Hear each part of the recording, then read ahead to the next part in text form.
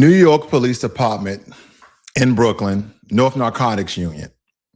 Timothy Brown, no body cameras on the plainclothes detail, WhatsApp used as a backup dispatch, and Mayor Zohran Mamdani on the record calling it deeply disturbing. So a new question I want you guys to really carry today. If they stump a man in a liquor store for wearing teal shorts with his hands up, where exactly is the line anymore?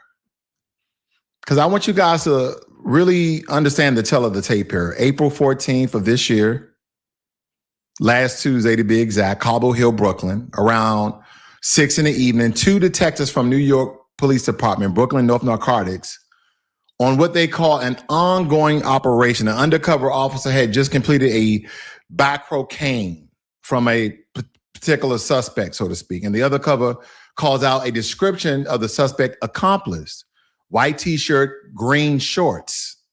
Those are the 2 words I want you guys to really sit with, because maybe a lot of our police officers don't understand the color green and the many shades they're in. Green shorts, white t-shirt.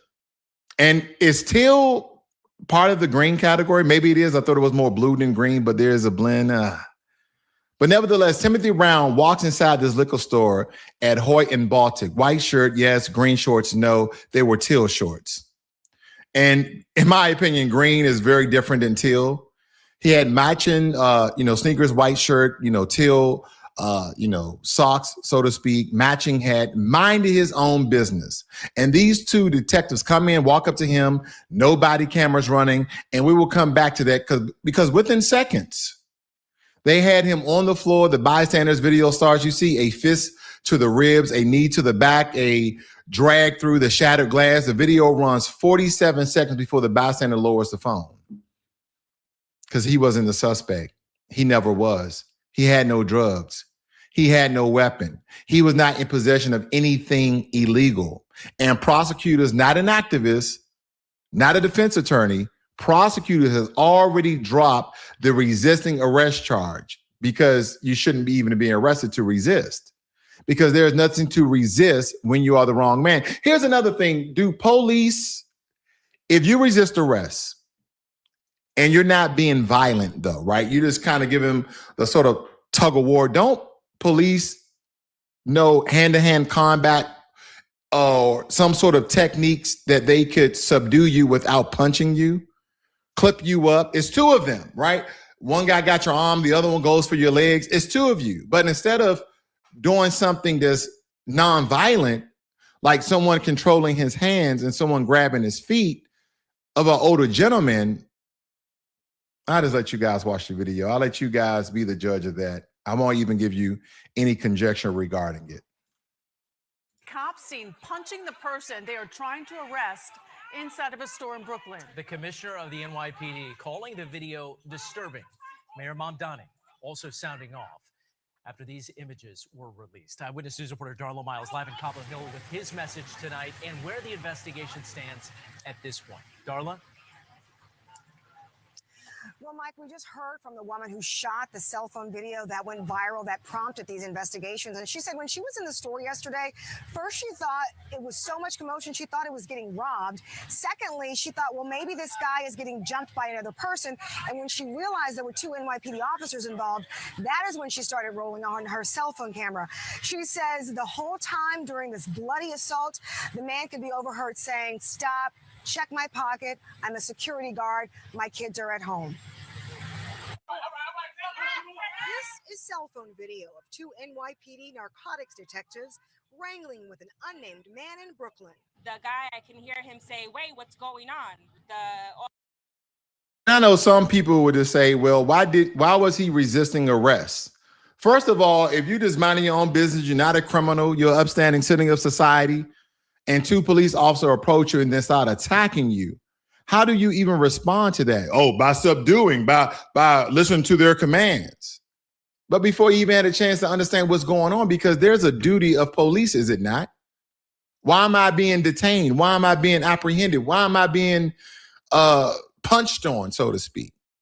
Because, the New York Police Department has they've been wearing body cameras as standard issue ever since 2018, almost 8 years. And you are telling me that 8 years into this rollout, the Brooklyn Narcotics Unit is working a live undercover buy, the exact scenario that most likely goes sideways, and none of them have body cameras on? Not even a spy camera that could be very small in their head. I mean, anywhere. Because narcotics detectives were not required to wear them on plainclothes operations. Now, this is what Fox 5 News and CBS New York reported. This is what the department itself confirmed, and they are telling us that the loophole is likely part of the natural law. Their body cameras cost about $1,000. Who cares? The tax dollars are paying for it. You guys buy everything else. You guys have military vehicles rolling down the streets anytime there's a guy with a AR-15. And again, we got to go back to the Second Amendment, because I know anytime I talk about this, people, take away my guns and freedom of speech and the Constitution. Listen, no one needs an AR-15. No one. I mean, I can understand hunting rifles. I can understand handguns and shotguns for home defense to a certain degree, but AR-15s, that's the justification of having military vehicles roll down the street. But nevertheless, the New York Police Department annual budget is $5.5 billion. Now, granted, New York, especially New York City, has millions of citizens that live there. So I can only do the math, so to speak, because the budget is there for them to have the body cameras. But the policy wasn't. And the reason that the policy wasn't is because body cameras do one thing very reliably, right? You can rely on these body cameras. They tell you the whole police were right there in the community assaulting people with no justification. And Commissioner Jessica Tisch, whatever her name is, has now, after the video went viral, not before, and placed the two detectives on modified duty, stripped their guns and badges, pulled their sergeant and 6 more detectives off the street, and disbanded the entire Brooklyn North Narcotics Squad pending a 90-day review. Is that enough? Is that enough? Does Mayor Mamdani needs to get involved in this? Do they have to do the work of the police chief that these police officers need to be fired? Every single one of those moves happened because a customer in a liquor store held up a phone. I want you to think about that.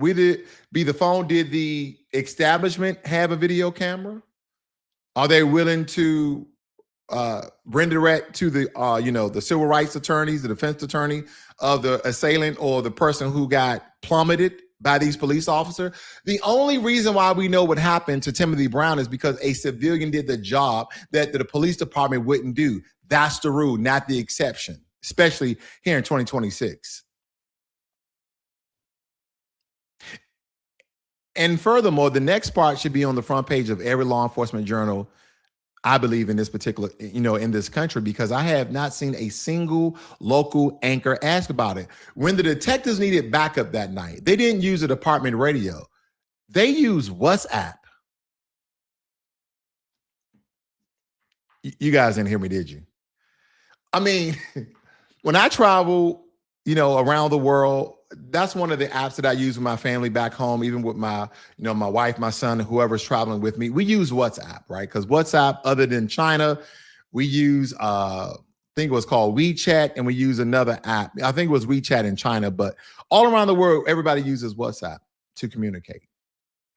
But right in these United States of America, law enforcement, police officers, they use radios, right? They use walkie-talkies. They're using WhatsApp. And a green bubble group chat on Meta's consumer messaging app, because this is some of the reports I was reading from Fox News, because they confirmed it, that the NYPD's internal review, it actually confirms it. You know what WhatsApp doesn't have? Do you guys know what WhatsApp doesn't have? Because don't get me wrong, WhatsApp has a lot of functionality. And by the way, a military personnel created WhatsApp because of the security, I believe, that is backed by 256-bit encryption. But nevertheless, WhatsApp does not have a dispatch log, a time slot audit trail that is discoverable in litigation, a recorded reviewable chain of custody for who said what, when, and to whom. You know what it does have?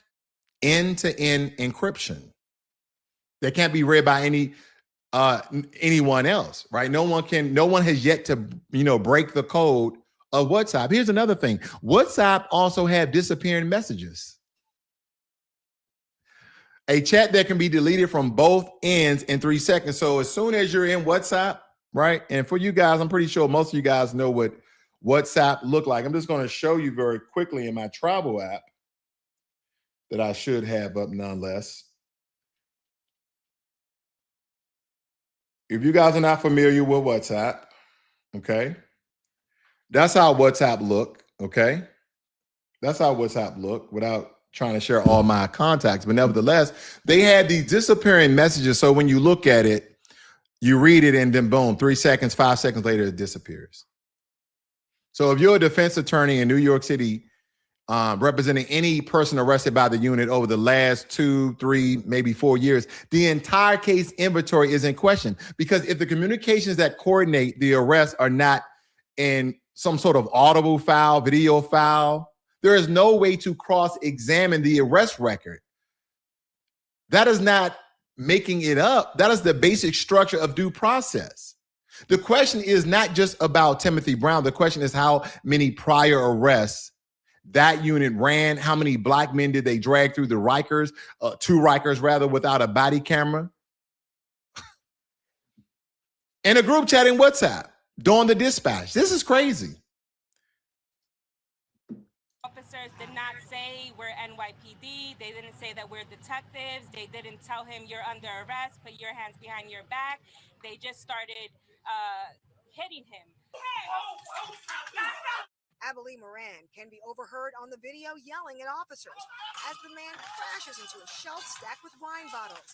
The officers continue to throw punches. At one point, kicks the man. He got caught with those glass bottles. They dragged him in glass. They dragged him in the glass. It happened Tuesday afternoon around 4 p.m.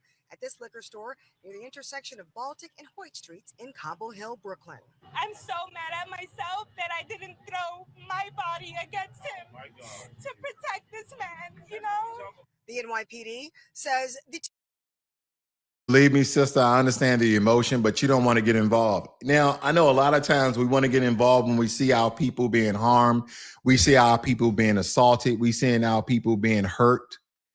We want to get involved in these altercations with police officers. But believe me, this man here, Timothy Brown, didn't have a weapon. He didn't sell drugs. He's an upstanding citizen of society. He was a security officer. And if she would have involved herself, the police could have seen that as an existential threat and put out their gun and killed both of them. That's the America, unfortunately, that we living in. And again, not all police are bad. Okay. I don't believe in defunding the police. We need police. It doesn't matter who you are, black, white, Asian, Hispanic, and indifferent. We all need the police, right? Some things go down in your neighborhood, your community, your home, wherever you are, and you want to call the police. You want things to be ratified. You want things to be, you want to have peaceful dealing, so to speak. You don't want to go through any of this. But time after time after time after time, more so than any other demographic and race in America, police, again, and they're not generalizing all the police, but those police take it upon themselves to assault innocent, unarmed, non-threatening black people. More so than any other race. Don't get me wrong. Have they done it to Hispanics? I'm pretty sure. Have they done it to Asians? I'm pretty sure. Have they done it to white people? I'm sure. But when you 2, 3, 4 times the amount and you're the 3rd largest racial group, I don't care the implicit bias. I don't care what your subconscious is telling you when you see a black person that you automatically think violence, you automatically think crime, you automatically think they're in the wrong. The report said white t-shirt, green shorts.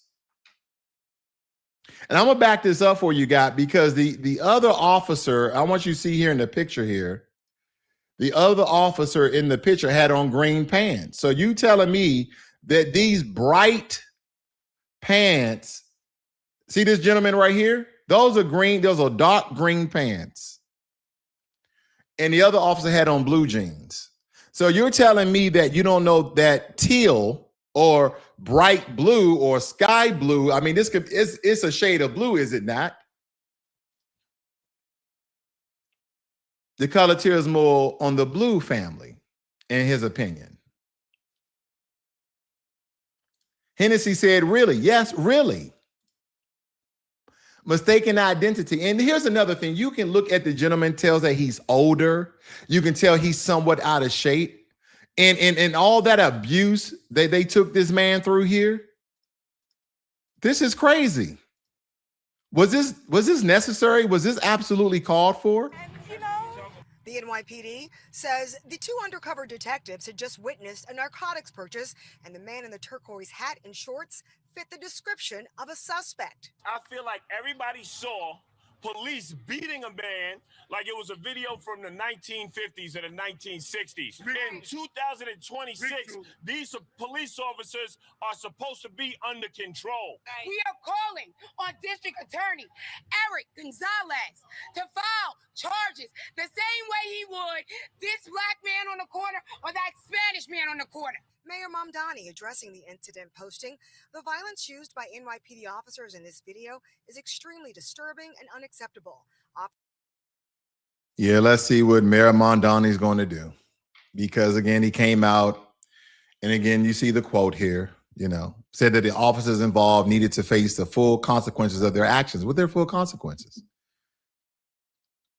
He said it on camera, but he also said it very fast, in my opinion. And I want to give him the honest credit that is not the muscle memory of most big city mayors on a police beating video.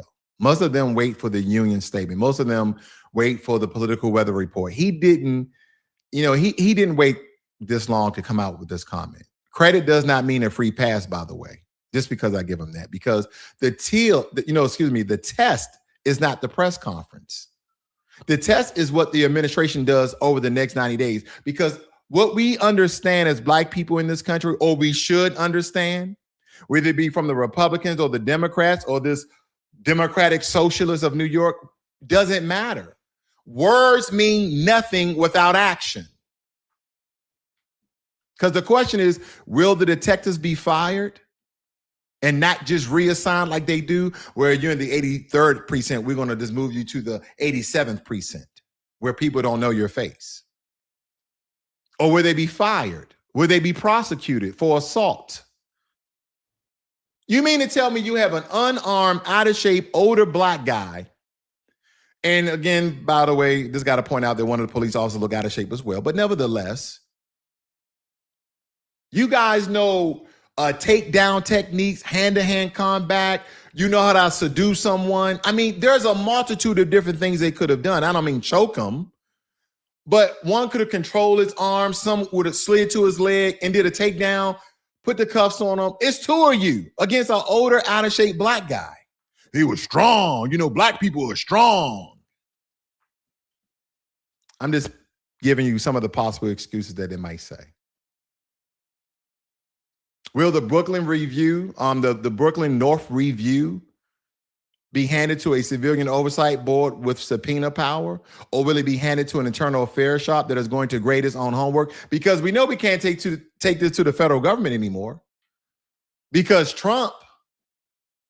President Trump, oh God, he's basically stripped all oversight from police. Yeah, you guys did a number. You either going to vote in Kamala Harris, do nothing president, or you voted in President Trump, do all president, but really does nothing at all. Look where we are. $38 trillion in debt. We at war with Iran, and we're supporting wars with Ukraine and Russia, and we at this a dead end with China and all these other countries. Tariffs up, taxes is up, gas is up, inflation is up. They tell you that the job market is doing well. Well, maybe the job market is doing well for white folk, because the black unemployment has increased since Trump has been in office. And I know I'm going to get some hateful comments in the chat to say that's because they take away DEI. Lord have mercy. If they don't stop with the DEI bullshit, excuse my language. Woo. They say DEI one more goddamn time. Even though we have all the information, all the statistics, and that's another thing I came out. If you guys saw my one of my latest videos, they are eradicating surveys, ladies and gentlemen. They are no longer taking statistics because they understand that when they take statistics by these federal government entities, they can now say, well, that's not happening. We're like, well, yes, it is. What proof do you have? Because in all these executive orders that Trump, and don't forget, there's a lot of executive orders that Trump is signing. Trump just signed an executive order that lowered the classification on marijuana. He signed an executive order for psychedelics and drugs. There's a lot of executive orders he's signing almost every day. Here you are in New York City. Anybody got the mayor on speed dial? Did you guys, vote for this? Now we have to babysit this case. And I know some of you are just thinking, this is a New York problem. No, it's not. Let me give you guys 3 data points, if I can. And you can possibly see the pattern here.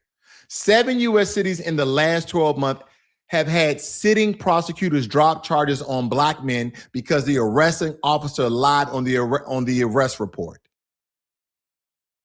They've been doing this to save their asses for so long. And all of these bad police, again, because I know some people with some short-term memory who just back to blue, my uncle was a police officer. Not all police are bad. I'm talking about bad police. But there's been 7 prosecutors who have dropped charges on black men because the arresting officer lied on the arrest report. And when you are in law enforcement and you lie on an official document, not only, in my opinion, should you be fired, you should be brought up on charges as well. And believe me, if you don't believe me, I got the sources in the description of this video. We're talking about Atlanta, Memphis, Chicago, Philadelphia, Oakland, Detroit, and now Brooklyn. 7. That's one data point for your ass. Number 2. The Department of Justice, and this is the connection point back to the Monday's episode, no less, that quietly terminated more than 24 active consent decrees on local police departments between January and last month, in March. And consent decrees are the federal court supervised reform agreements that made body cameras, use of force logs, and racial bias audits mandatory in cities from New Orleans to Baltimore. What happened to the good old police officers where there was someone who was unarmed and they just went toe to toe?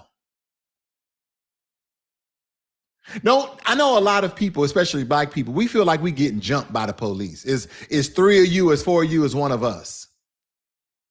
And I know it's not a match or a fight that people should be spectating or viewing. I got it. But damn. I know there's some of you who just want to go toe-to-toe with a police officer who brutalized the public. Again, there's good police, there's bad police. This is bad police.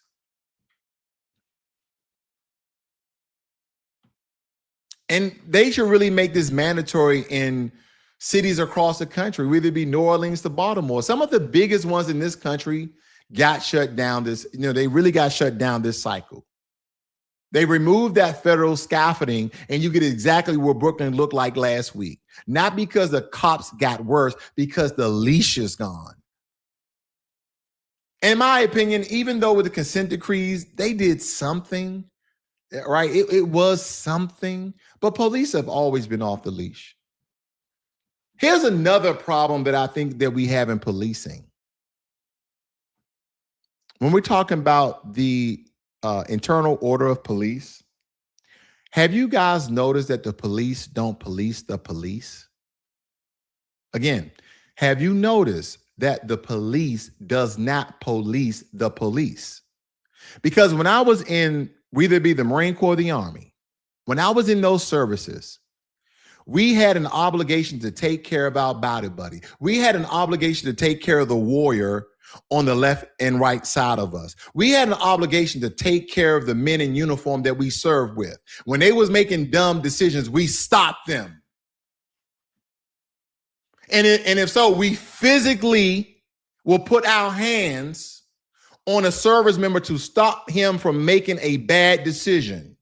No, you don't want to get into the altercation. No, you don't want to go down that street.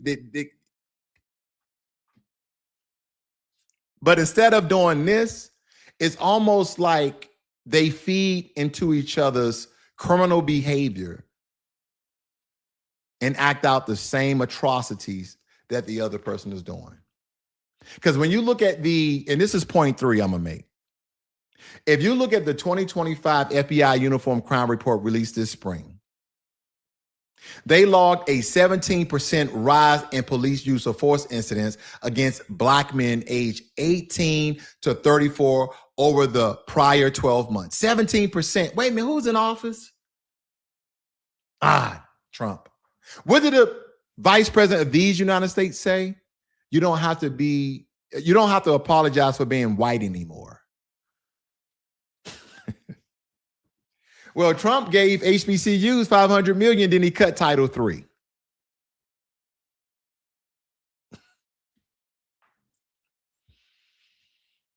They cut Section 8 of the SBA that was giving grants to disadvantaged small businesses, right?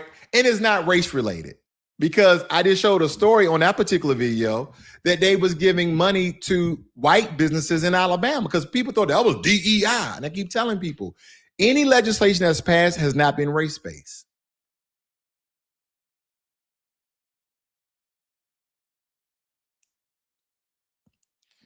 Because if you do policies and bills based upon race, supposedly that's discriminatory and that's against the Constitution. Even though Native Americans, they have treaties because they are sovereign and they receive the American payer tax dollars. Interesting is enough. But again, it rose 17% in 3 months. So I really want you guys to connect the dots here, because these so-called consent decrees got pulled. The enforcement numbers went up and the cameras still aren't on. The cases still get dropped, by the way. Timothy Brown is not an accident. Timothy Brown is the new equilibrium. You know the drill. 5 moves, no hedging. Timothy Brown's, we have to, man. There's so much we can do being the public, is it not? Because even though some of us are lawful gun owners, you can't do nothing if the police state that it was a mistaken identity, and that's the reason why we assaulted you. That's the reason why we dragged you across the ground, why we broke glass, and why we was punching you. I don't want you guys to let this slip, because this is an ongoing occurrence in America.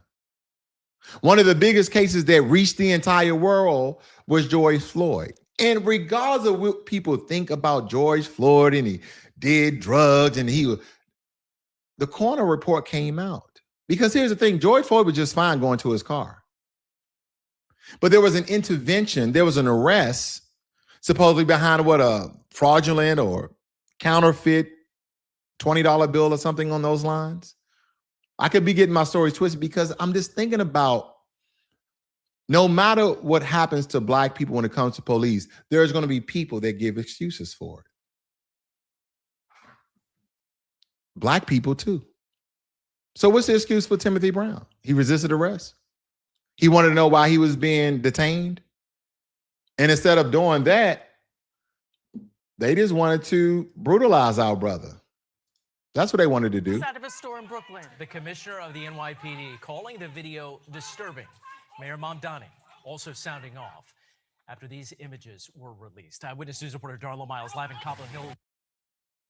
I really want you guys to think about that. Another guy's holding you and you're trying to figure out what's going on. He's not even grabbing the police. He's not punching back at the police. He's just kind of like, I don't know where the punch is coming from. He's trying to protect his head. And the other police, he's not giving them short jabs. He's doing haymakers. He's throwing them from Long Island. He's throwing fucking haymakers.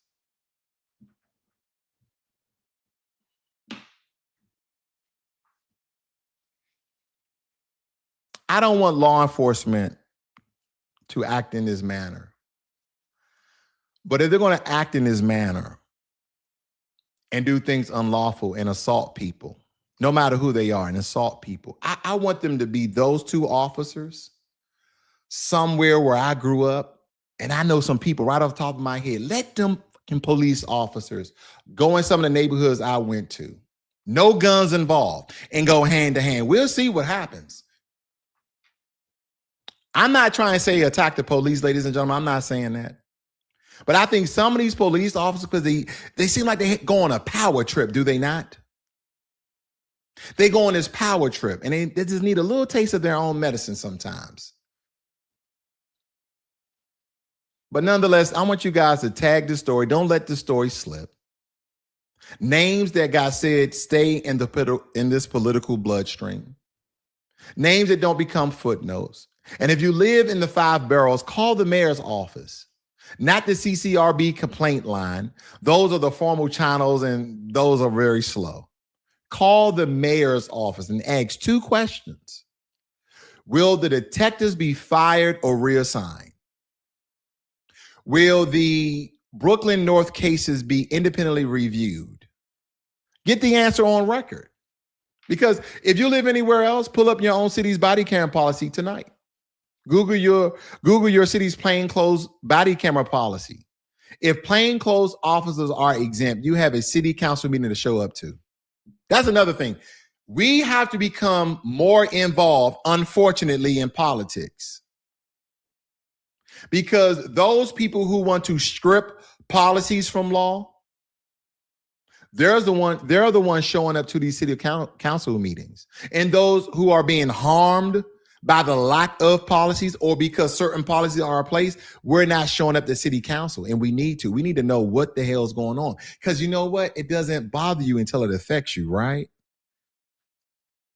It's like someone's telling you, hey, man, 2 miles down the road, there's an avalanche. Oh, man, I ain't worried about no damn avalanche. It's coming this way. Well,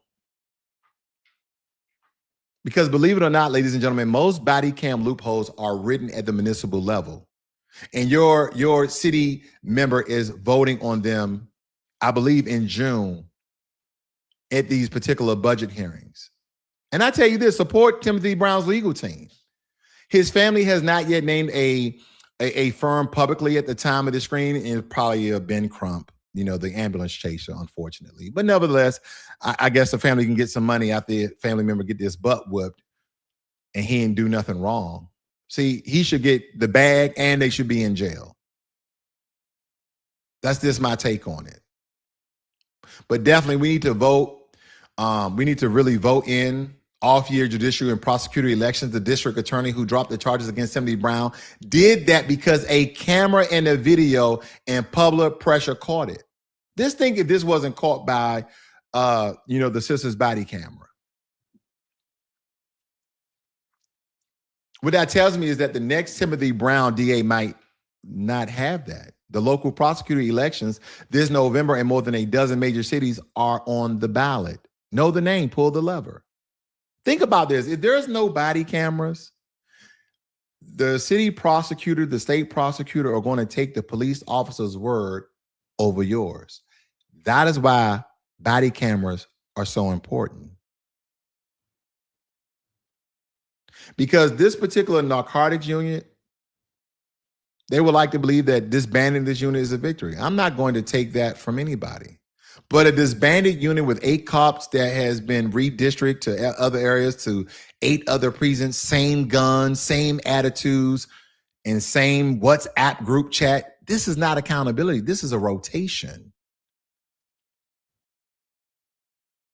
This is what, this is not what they would like to believe that real accountability looks like.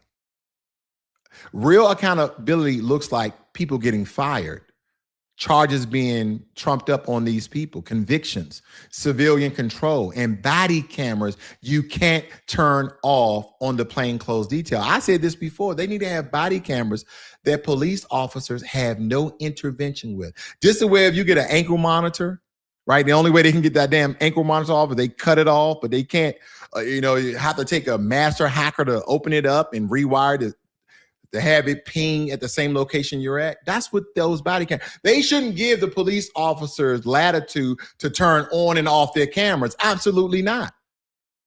Once they're on duty, I don't care if you're in the precinct or out the precinct, upload it to the cloud. You got all, especially in a city like New York City, where there should be all sorts of cellular towers.